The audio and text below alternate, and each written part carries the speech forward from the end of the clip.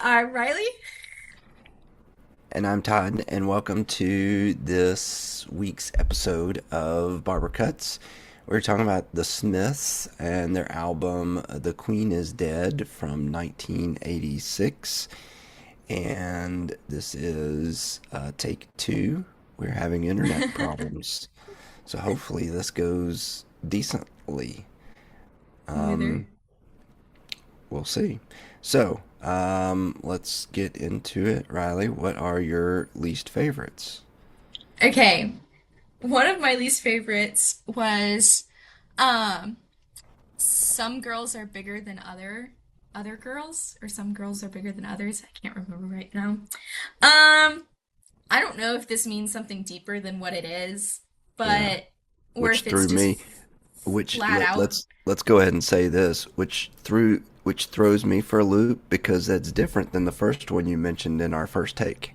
Yeah, So, so so you may get back we're to just that one, but we're just ignoring just that so you first know take that actually, because that that was that also a mistake. that No, threw that's me not for a even one loop. of my least favorites. I can explain that why later. Yeah. Why that got mixed up. Some girls are bigger than other girls. I don't know if this means something deeper. At first glance, I didn't really look into that, and if it does, props. If it doesn't, even if it does, I'll say it's not a song I would necessarily play around other people, which is bold because I'll play some weird stuff around other people. This one just is like at first take of it is a very strange little song. It sounds all right, but it doesn't like stand out to me compared to some of the other songs to begin with. Um, Tagged along with some of the lyrics are just strange. However, very funny to listen to the lyric. Some girls' mothers are bigger than other girls' mothers are. Like that's just a funny thing to like put in a song. Don't quite understand it. Don't know if I will, but that's why it became one of my least favorites. I agree. My other least favorite is actually Big Mouth Strikes Again. I previously said it was Cemetery Gates. The reason for this is as I'm listening to it, once I decide what song is the least favorite, I screenshot it, and I screenshotted the wrong one. So Big Mouth Strikes Again is actually what my other least favorite is. Which again is still funny because it does talk about death a lot, which usually is my genre for music, we've learned, apparently. Um, However, this one is just so graphic that it's uncomfortable, which is like kind of the charm of it, I would say, for people that would like this song. But opening with I was only joking when I said I'd like to smash every tooth in your head just like makes my body like hurt. And they keep kind of saying stuff like that. And then it just repeats the same thing over and over again. Um, but it's almost like too uncomfortable for me, which again is impressive. But I just don't like how vivid the images were. It kind of was just shocking, which again accomplished their goal for the song. But for me, in terms of enjoyment of the song, made it pretty low, Yeah, I would say. and understandable. Yeah. My two least favorites. One, Vicar in a Tutu. Um, the and both of mine really, I would say, musically seem out of place on the album. So just playful tunes, country rockabilly just seems out of place. The other one, frankly, Mr. Shankly. This one may be one of your favorites because it immediately reminded me of my nemesis from the Beatles, Maxwell's Silver Hammer. Seems to be a surfacey song, and so like once you've, I'll put in quotes, decrypted the lyrics, which I'm sure that will be a common theme with this, is the lyrics. But once you've decrypted what he means on the lyrics there, they don't provide that much, and for me, neither did the tune. So those are my two least favorites. Favorites, Riley? So I will say, frankly, Mr. Shankly and Vicar No 22 were not in my favorites, but I didn't hate them. I did enjoy them for the same reason that I kind of liked Maxwell Silver Hammer, is because on an they don't necessarily fit on the album in that context. I'll give you that, but listening through, um, frankly, Mr. Shankly happens kind of at the beginning, so it is a little strange. Vicar in a Tutu, though, is kind of nice after listening to some of like the really sad songs, and then you kind of just get like a more upbeat, like Vicar in a Tutu. That that Like is true. it is kind of a nice break That that that refreshes you. what is it, 3 through 7 is kind of lyrically kind of gloomy Yeah. and heavy. Um, I agree so with that. I was okay with it because it was kind of a breath of fresh air. Yeah. Um, but going to my favorites, one of my favorites was Cemetery Gates. I screenshotted the wrong one at the wrong time, so I misspoke. That's why I stopped immediately because I was like, no, that's wrong. This is what I accidentally said was one of my least favorites. Um, what a lovely little tune. I know we just said that these songs are kind of sad, but this one is just one that kind of gets stuck in your head, especially the part where it says Keats and Gates are on your side, kind of drawn out. And the way he like voices certain things like wild is very pleasant to the ears. Um, and I just really liked it. The lyrics are a little, I guess I would say, almost apocalyptic, or like, I don't know how to word it. It's almost like a hopefulness and lack of hopefulness. Because it's kind of talking about how, like, everyone comes and goes, lives and dies, like, reading all these names, like, kind of the coming and going of it all is at least how I kind of got it. And Yeah. really experiencing that at cemetery gates, going around and reading headstones and kind of having this realization that, like, people lived and, like, there were these lives.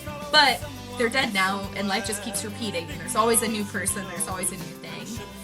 Um, and so that sentiment feels very hopeless. Um, but the music and the feeling of kind of experiencing that with someone else almost feels hopeful. Yeah. So it's kind of a really neat dichotomy that kind of happens in the song, for me at least, that I really enjoyed. Um, and I could be way off on my interpretation of that, but that's my interpretation. So there you go. And then my real favorite going into probably no happiness is I Know It's Over, which I know it's over to me. I'm gonna say it is equivalent to the discovery of Crown of Love for me. This song is that level for me. It is a beautiful song about something so sad, similar to Crown of Love. Beautiful song. Um, but the lyrics are beautiful. The singing is beautiful. The slow kind of song to it. It's just a beautiful song. And the like desperation in his voice is really conveyed. Yes. And also, funnily enough, similar to Crown of Love, references the mother. Like, kind of, like, these grown men in Sure. heartbreak are going back to their moms and being like, I don't know what to do, man. Because in Crown of Love, he talks about, like, his mom is kind of trying to get him to move on, and he keeps trying to have to hide things from his mom, of being like, I moved on, I'm fine. Um, and then, I guess, it's just kind of a beat, like, I just really like this song. Really like this song. So, I Know It's Over was my favorite off the album. Well, very good. So my two favorites, two that I was hopping back and forth between, and was hoping that you would pick. The other one was "There Is a Light That Never Goes Out," which is like their biggest song ever. It's 1 billion streams. I did not pick that one, so we're going to maybe ignore their biggest song. But Eh, my other favorite is also "I Know It's Over." Um, Followed, frankly, Mr. Shankly. So maybe I was just ready for any other song that came after that. such a switch up. To warn you I don't know. guys, if you listen through this album in order, that's a switch up of a vibe. That is definitely a switch up. Be It's warned. slow. I have the same thing written down. Reminds me of Arcade Fire, even though this album came 2 decades before Arcade Fire, so really the reverse. But in our listening order, we hit that Funeral by Arcade Fire first. And because it's slow,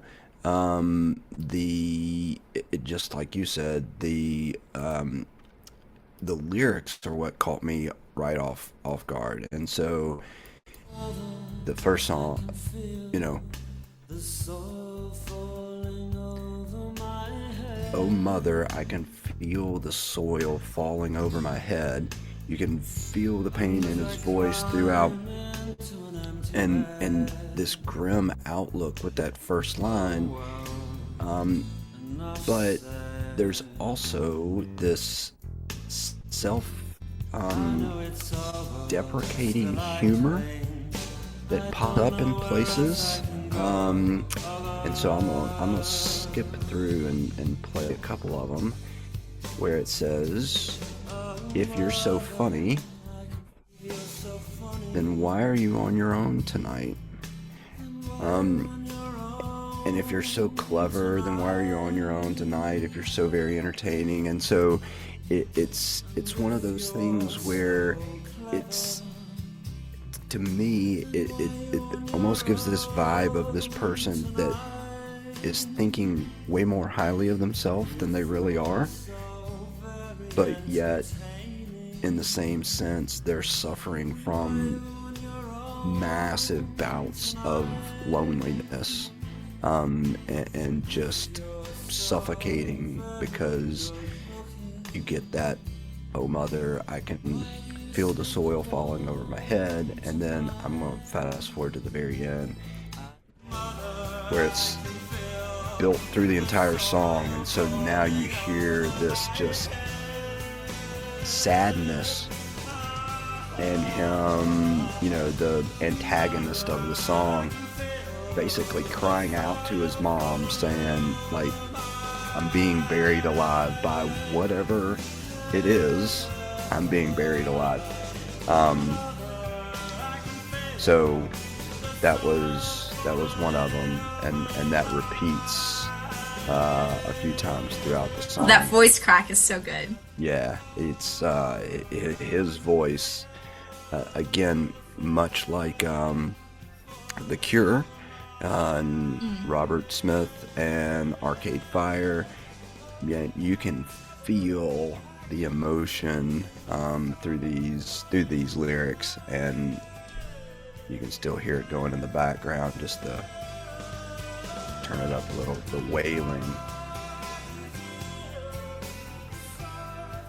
and that's the last one as it goes.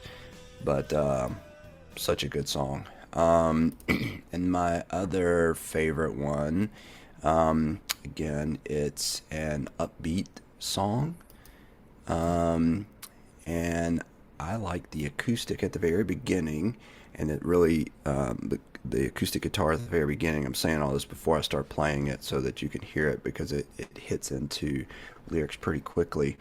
And here we go.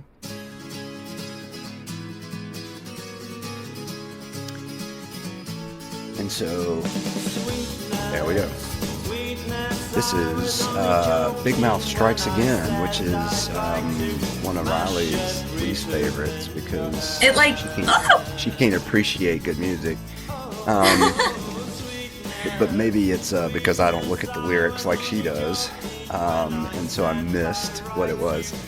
Um, but it's got it's a very energetic song, but the drums aren't in your face.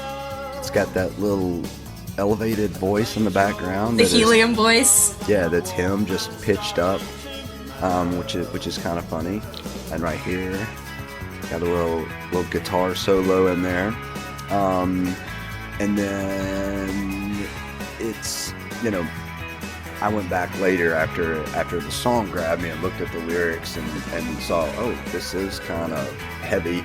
Um, and from what I gathered is it's really a self-deprecating song about himself because he felt that he would always, or he felt he was socially awkward and always say the wrong things in public around the media and around people. Which, Um, hey man, you're writing songs like I Know It's Over and Big Mouth Strikes Again. You're gonna be yeah, awkward. Like, yeah. that's kind of the lay of the land in music. And so in this song, he is actually Big Mouth. So that's kind of funny. And then there's another little musical bridge here. Fast forward real quick that hits, and just about 15 seconds.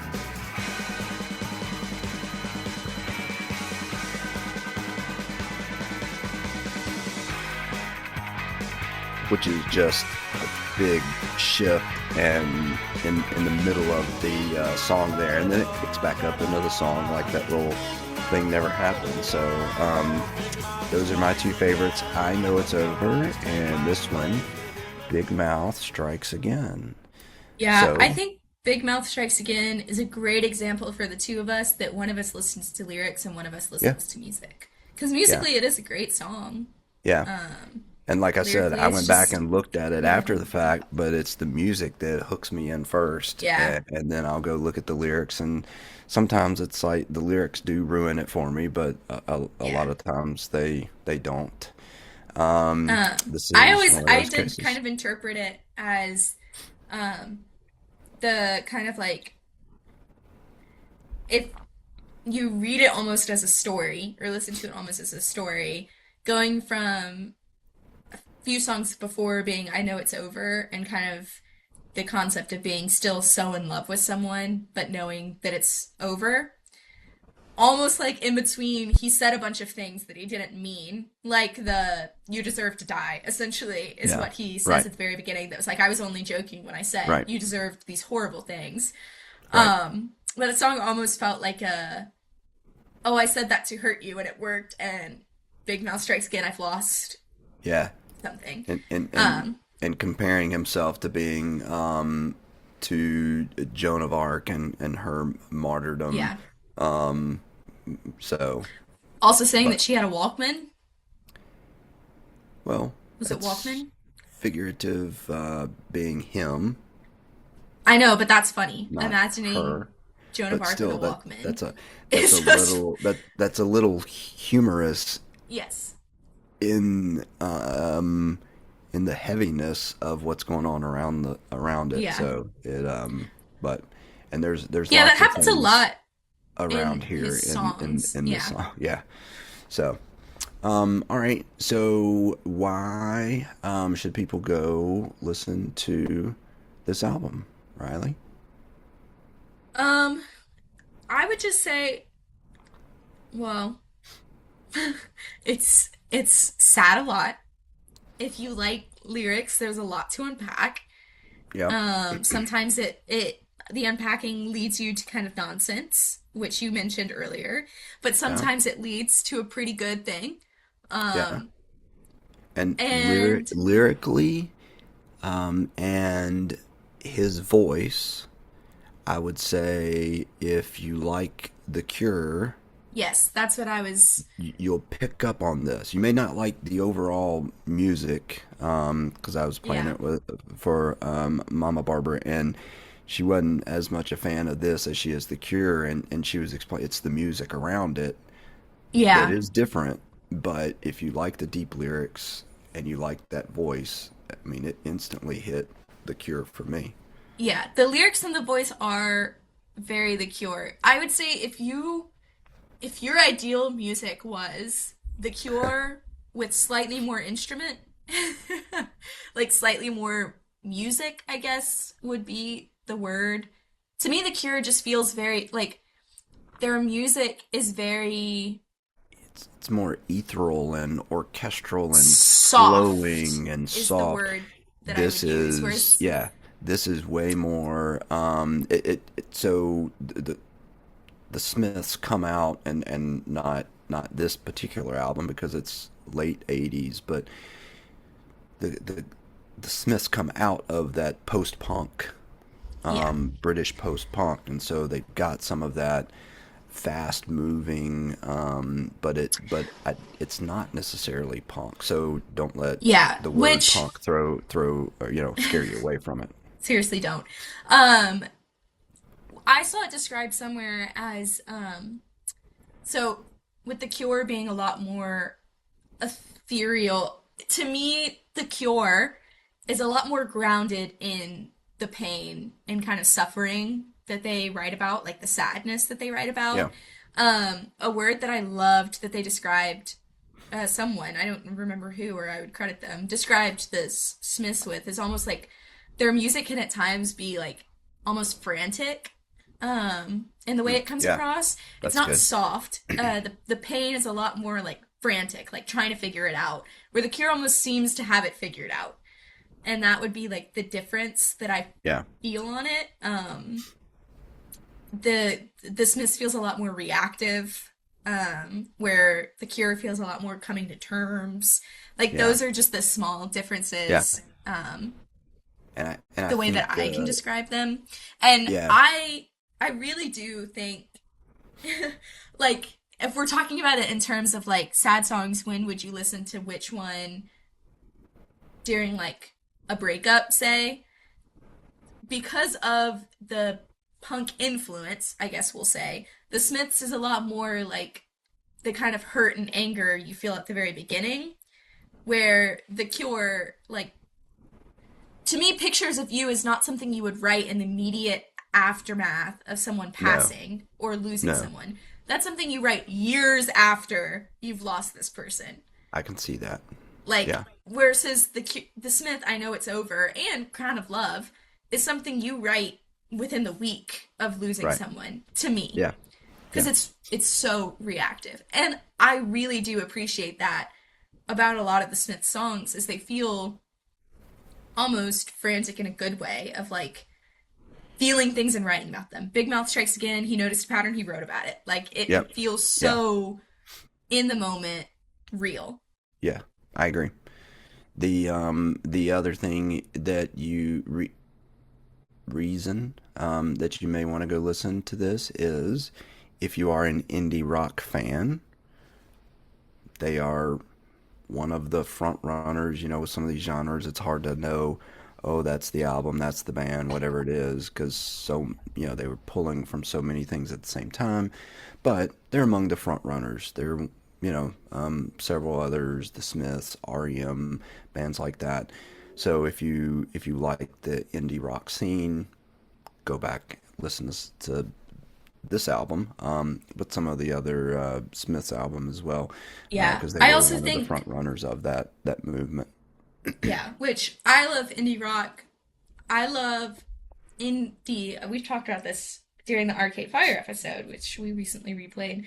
Um, my favorite indie founders, like the core that I have, is like Arcade Fire, Neutral Milk Hotel, and Bright Eyes.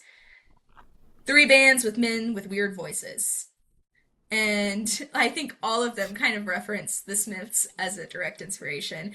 Arcade Yeah, Fire's actually covered the Smiths at their concerts. They credit one of their songs, I think Still Ill is the song they credit, as being the reason he wanted to make music in the first place. Like, so yes, Arcade Fire, maybe not musically, but voice wise and lyric wise, probably is very close to the Smiths in a lot of ways. yeah, I agree. Um, but the sound is very reminiscent of kind of what you would see with there, especially, unfortunately, in this case, strangely in this case, is with Big Mouth Strikes Again.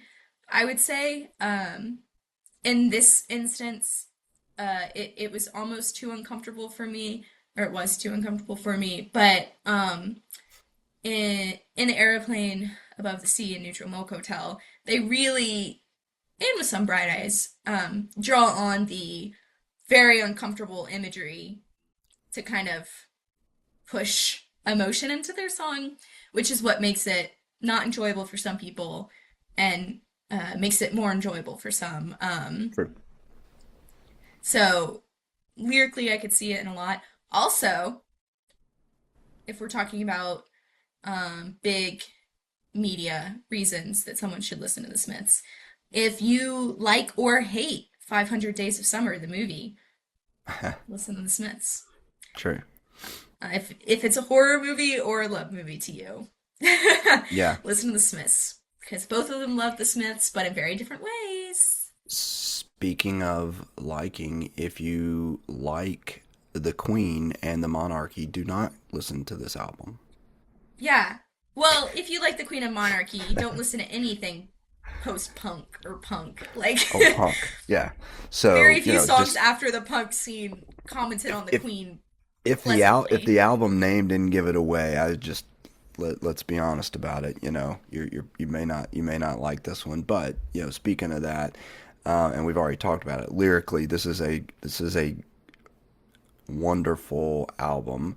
However, much of it may be missed on an American audience, since a lot of the lyrics are specifically British and things that maybe they might only pick up on. Some of it I picked up on after I was started doing some research. Some of the others, the you mentioned Keats and Yeats, and poets and things like that. So you do the Queen and the monarchy. So you do see a lot of that.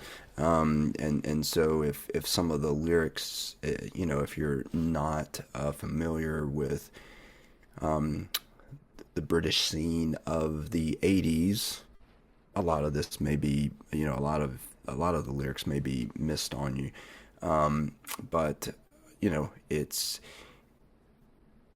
however, all of that to say that it is still emotional and vulnerable and explores those themes of loneliness and unrequited love that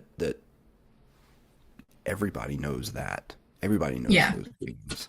And so you can feel those things coming through, like I said, his voice, and sometimes with matching music that is slow, and other times with fast upbeat music that you're bopping your head singing a sad song. Bigger than a And tutu. so it's really good I also in think that way. we've listened. Obviously, every artist attempts to pull on some of their influences, some of their surroundings, even if they're trying to make a very general song.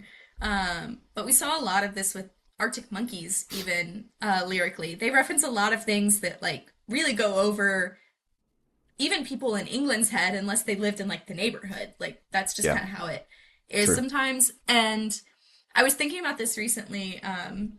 Noah Khan, in a lot of his music, he references like specific street names to like his neighborhood, like Yeah, past Alderbrook Road.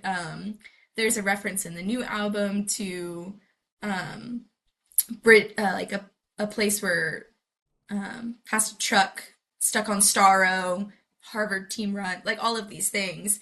And while like immediately my brain doesn't think of something, looking into it, it's like common things from where he lives. And that kind of happens with like the Smiths in the 80s and talking about things that they relate to or that they've read or that they've seen really adds like a tenderness to the music that I do appreciate. It takes a little bit of effort maybe to feel that tenderness, but to speak from some place that's so like immediately known to you is like invites the listener in a certain way to hmm, experience it as well, even if they don't experience it every day in person the way you do. Now right. someone gets to experience it musically. and Yeah. you're sharing that experience. Um, and I just think that's a neat little Yeah. welcoming someone into your life. It's a very vulnerable thing to do, even if it's talking about a poet that you read. Like, Yeah. sometimes that's Right. just a vulnerable experience to share. Yeah. So, The um, all the Smiths album, is vulnerable here. yeah, the album did spend 22 weeks on some of the UK charts. It peaked at number 2. And this is not an album that has won a lot of awards or accolades, but yet critically speaking, it is consistently listed by music critics, music magazines, things that do that type of stuff as one of the best albums of all time. Hmm. So, that is just another reason to go and listen to it. And then my last one will be a metaphor. If you enjoy roller coasters, this is an album for you. Which I do. Musically, yeah, musically and lyrically, and we've kind of talked about it somewhat. You've got aggressive, you've got um, comedy, almost slapstick music, musical almost type of songs, deep, slow, humor, driving rock, the rockabilly that we mentioned. You've got emotional, and we haven't really talked about. There's a light that never goes out, but that's probably the peak of the album, really. And so it is quite the ride of different music and Which, lyrics. which is very funny. If you've ever listened to my music in my car, you will know. I listen to my like songs and I shuffle it. I'm that maniac. I don't have playlist. I've made a playlist for Mama Barbara and also you listen to it, I've heard. Hmm. And she's mentioned there's some whiplash. There Yeah, you know, yeah, the best that I've ever had is a Linkin Park song followed by an Owl City song. That was that's probably the good. funniest back to back that I've experienced so far Yeah, based on my music. But so this album does very much feel like that, where yeah, it's you go from The Queen is Dead to Frankly Mr. Shankly to I Know It's Over, and it's like, oh, yeah. there's a And lot of those, feelings in here. and all three of those are very different. Yes, that's why I mentioned those three Yeah, specifically. and Or they're the first, and even they're you the go first from three. You know. There is a light that never goes out to Some Girls Are Bigger Than Others. Like even that Yeah, is like a yeah, okay. Cool. Like there's just a lot of the back and forth. So I would agree. If you like roller coasters, if you like listening to your like songs on shuffle and don't make playlist, this yeah. could be an album for you. Very well could be. All right. Anything else? I don't think so. No. So, best beat and bar, Riley. What is your most favorite lyric from the album? So, um, I mean, I wish I could have branched out maybe and chosen a different song because I've talked about it enough. Um, but my favorite lyric does come from I Know It's Over.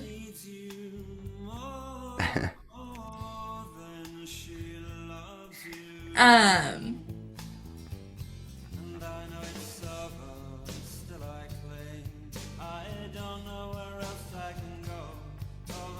um, so that I'll let it just keep playing because it's a good song. Um, One of my favorite parts is the though she needs you more than she, though she needs you more than she loves you, and I know it's over. Still I cling. I don't know where else I can go.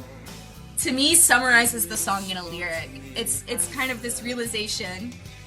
The way I interpret it is almost talking to himself, especially the end where it's the if you're so funny, why are you on your own tonight? If you're all these things, why are you on your own? Like it could be talking to someone, but it almost feels a little introspective too. And other parts of the songs feel like that a little bit as well. But this one, it almost feels like the realization that she's fulfilling a need from the artist more than she loves him. And he's realizing that, and he knows that it's over, but the feeling of, like, still I'm here, because I don't know where else to go, is such a vulnerable thing to admit. But I think almost everyone has felt something like that, whether in a romantic love or a friendship. Like, knowing that it's probably over, or there's not that connection there anymore, but still being like, I don't know who I am without it anymore, or I don't know where to go. I don't want to have to restart over. Like all these emotions. But it's a very vulnerable thing to admit, of being like, yeah, I know it's bad, but I'm here, because where else can I go? And then, funnily enough, I do also like the lyric where it does kind of repeat. It's so easy to laugh, it's so easy to hate, it takes strength to be gentle and kind, over, over, and over, and over. And it repeats it again, but says it takes guts to be gentle and kind. Yeah, that's a good lyric. I mean, the lyrics can go on and on and on. You could talk about almost every lyric from this song and say it's a vulnerable lyric, it's an incredible lyric. But saying that as well, especially it is kind of funny following it up with, again, a few songs later, the one song that's like, if I could crush every tooth in your head, I was just kidding. Yeah. Like, alright, man, maybe let's go back to it takes guts to be gentle and kind. But alright, I digress. But yeah, I wish I could have branched out, because there's so many great lyrics in this song, or in this album. But I know it's over is my truth. Yeah. So before I get to best beat, because it doesn't happen all that much for me, and I wanted to give it a mention. There's a light that never goes out. So if you got anything to say about it, now's your time to say about it. But speaking of lyrics, this is how fast these lyrics switch in a song of theirs. And again, I took this as this is to me a song that is that unrequited love, that he loves somebody that they don't necessarily love him back. And so there's a verse, and again, this is uncomfortable and morbid. And if a double-decker bus crashes into us, to die by your side is such a heavenly way to die. And if a 10-ton truck kills the both of us, to die by your side, well, the privilege is mine. And then it says, oh, there's a light that never goes out, there's a light that never goes out. But then also he talks in that same song about take me out, take me anywhere, I don't care. And in the darkened underpass, I thought, oh God, my chance has come at last. But then a strange fear gripped me, and I just couldn't ask. I'm like, that's really good to be able to say, I love, like, to die next to you would be my privilege. I love you so much, but yet we're walking in the park and we go under an underpass or whatever it is, and I'm like, here's my chance, and then fear gets me, and I let the moment slide. Like, that's so good. And Yeah. again, sad. And again, that's one of those where the music is a little bit slower, but that's a really good song. Yeah. Also, the driving in your car, please don't drop me home, because it's not my home, it's their home, and I'm welcome no more. It's Yeah, like such a, like, you really gotta think. yeah, But yeah, yeah, no, I did really enjoy the song, and that's what I'm saying. Incredible lyrics too. It was like the backup to it, and I'm glad you mentioned it, because yeah, incredible lyrics. But if I was being true to what lyrics really gripped me, it was the I know it's over. yeah, But the pleasure, the privilege is mine yeah. is such It's a yeah, it's good. And again, lyrically talking about something that is uncomfortable to grab your attention and drive home the point that it's like, oh Yeah. I yeah, guess I can see that. yeah, I guess So the difference for me, and I'm just now piecing it together, is I do enjoy it when people talk about something very sad or uncomfortable, like, or picking something pretty like gruesome, like double decker bus crashes into us or a 10-ton truck kills the both of us, like very in your face about it, but then following it up with like it's such a heavenly way to die, like yeah, softening it, attempting to yeah. soften something very gruesome It's like is because I'm sitting next to you, it's a heavenly way to die. Like, yes, is a very beautiful and hard thing to do, and I very much appreciate it when songs do it.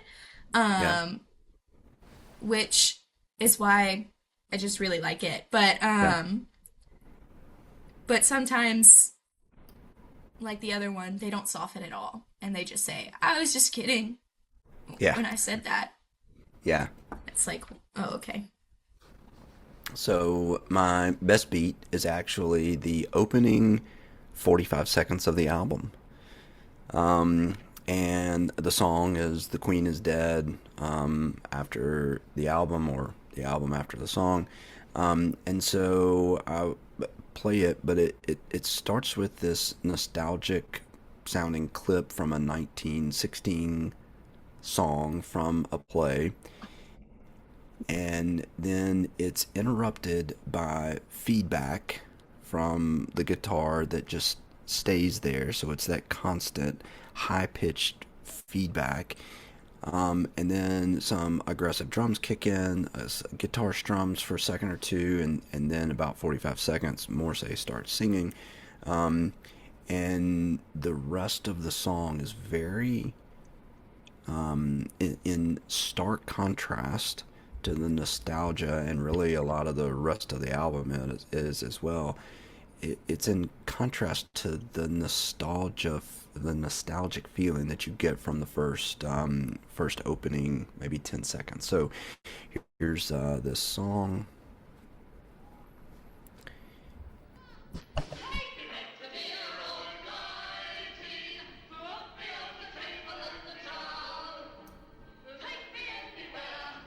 It's like kids, and you can just see again Liverpool, Leeds, or Birmingham.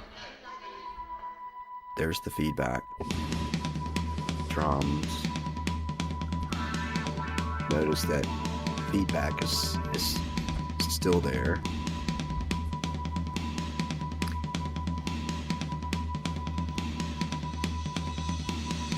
Yeah.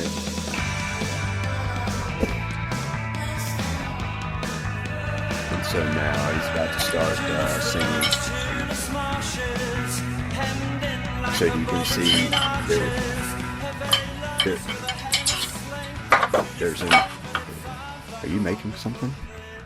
No, sorry. Oh, there was some crashing going on. I It wasn't hit the part of the candle song. beside me.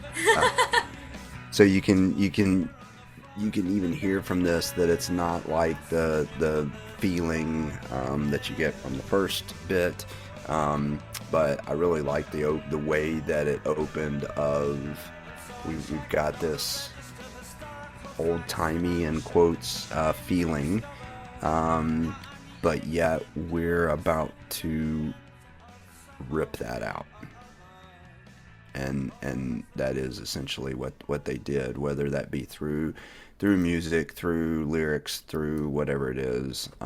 They did that for the album. So that brings us to ratings. Riley, what are your ratings? Um, I'm I'm saying I'm saying 9.5 for both. Oh, I know. I really liked this album, which should surprise no one. They're like a pinnacle indie rock band. And I famously, famously love indie rock. So it should surprise no one that I really like this album. Um, I enjoy it on pretty much every song, and even the song that made me uncomfortable, Big Round Strikes Again, I would listen to it. Like least favorite does not mean hated ever. Um, and I would still listen to it, still added it into my like songs. I added the entire album. I really enjoyed this album. I only counted off the point five is because I may listen to it, but it may still really make me uncomfortable. Yeah. um, so, but I really enjoyed this album, and I think it would be hard to criticize other than kind of what you talked about with some of the songs maybe feeling like they don't fit.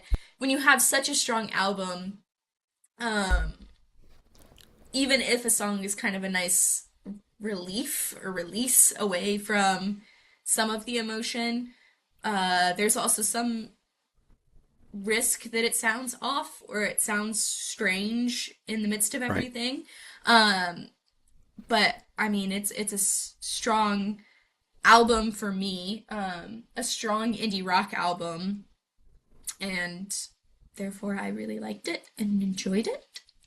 And also, indie rock has a lot of critical praise, and I mean, it does not surprise me that they don't technically have a lot of awards or names to go along with it. Right. Most of your indie rock bands won't, No. because it's a you gotta like it Yeah. to, Yeah. to It's the like it. nature of what it is. Yeah. Um, so my objective rating is a 9, just because, it it is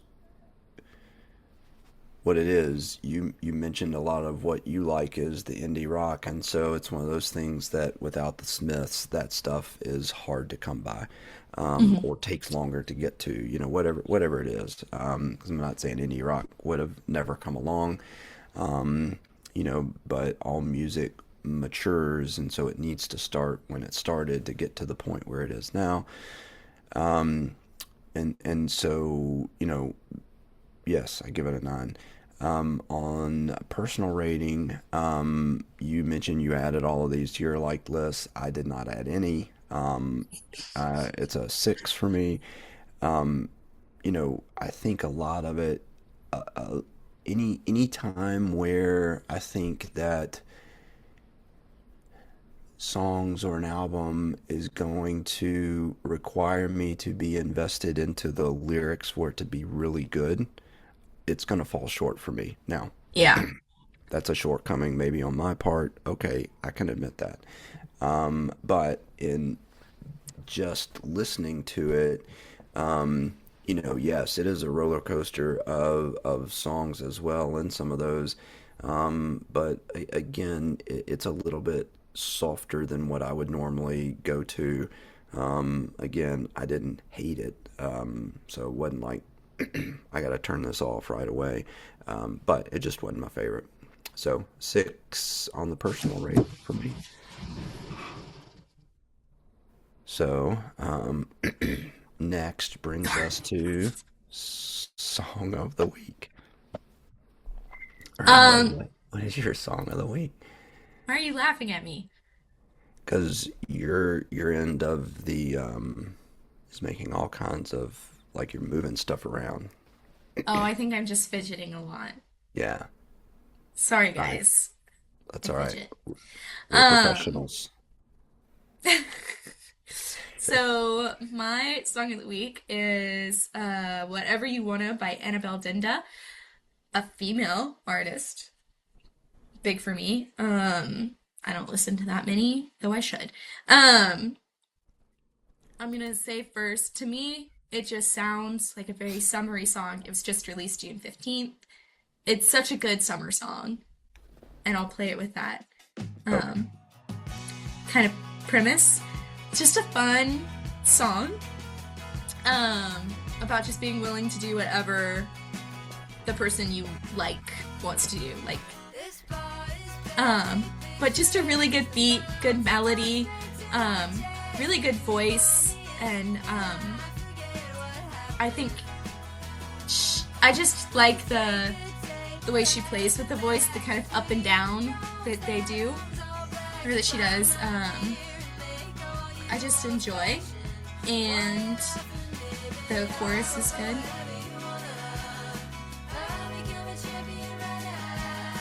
A little bit more poppy than I usually do, but there's something to it that makes it distinct to me. Kind of the fry of the voice at certain Yeah. points, the kind of playfulness of the song is very fun.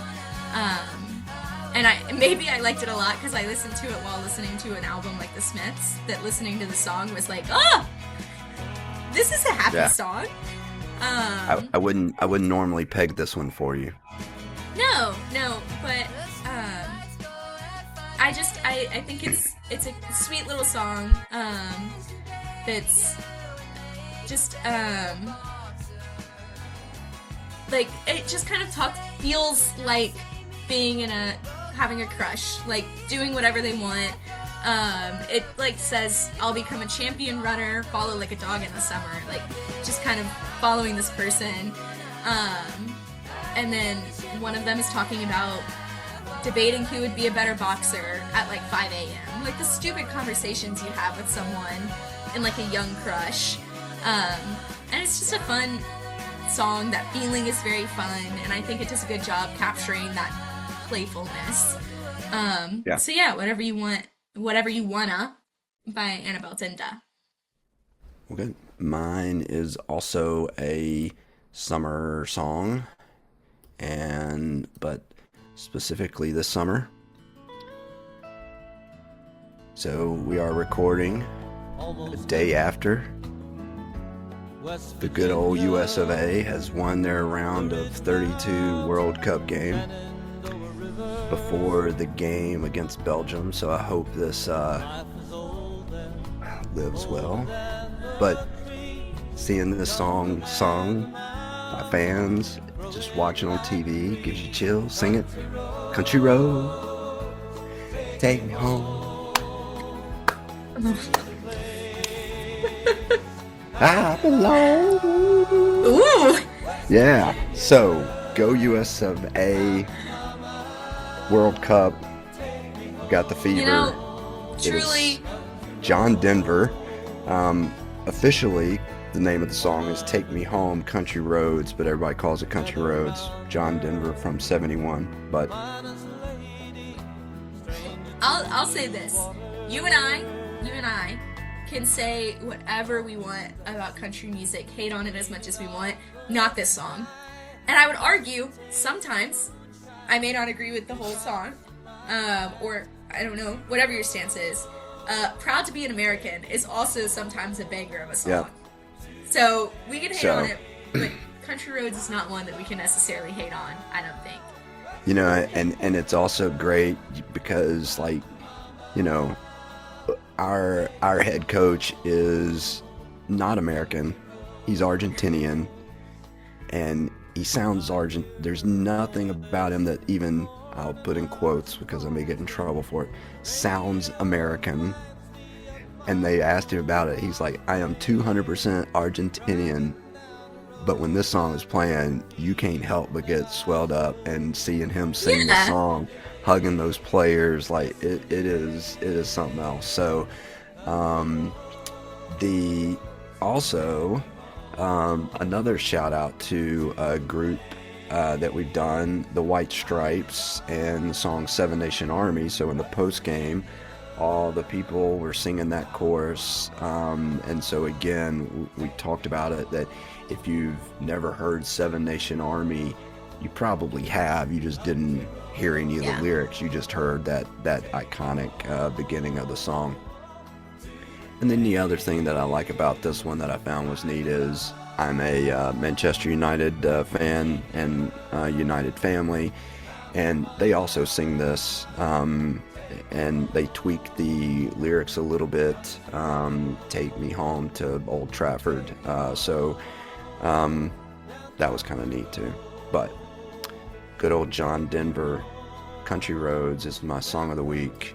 Go USA, beat Belgium. That now concludes our patriotic portion of this podcast. What is our Maybe next not. album? Maybe not, depending on what you consider. Our next album, I'm excited for because most of the time when you look at best albums of all times, this one's in the top five in some way, Uh-oh. shape, or form. at least the ones that I've Top seen. top five. Um, Pet Sounds by the Beach Boys. Oh, Beach Boys. Okay. Yeah. And I would an say, oldie but goodie. I would, s- were the Beach Boys American? Uh Were the Beach Boys American? oh. they feel very American. Yes. Take what you want from Yep. that. But to me, I don't think we're ending with patriotic. Yeah. They. Ending the patriotic at Country Roads. I think we're continuing it on, but with Pet Yeah. Sounds by the Beach Boys. I'm like Beach Boys and just like surf. The first song that I thought of was Surfing USA. So like they just feel Southern California. You know. Yeah. So yeah. I didn't know that was the song on this album. Do what? I knew the song. I didn't know that was the song on this Uh, album. so Yeah. what do we got? Pet Sounds by The the Beach Beach Boys. Boys. So go listen to Which Pet Sounds by the Beach Boys. we can talk about this more in the next episode, but going And into this, everybody be yeah, aware that really my only awareness for the Beach Boys is really specifically from Full House. The Beach Boys gets referenced in a few episodes, I think.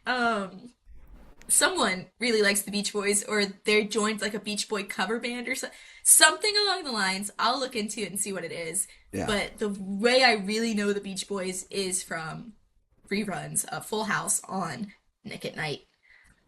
very good. And I'm not sure. I don't think Surfing USA is on this album, but Okay, I, on I one of don't the albums. I don't know the Beach Boys discography all that Fair great. enough. But We'll discover it together. yes, we will. So Barber Cuts Pod on Instagram, Facebook. Also, if you prefer to watch and see our beautiful smiling faces, you can do that over at YouTube. If you don't, just listen to us wherever you get podcasts. Barber Cuts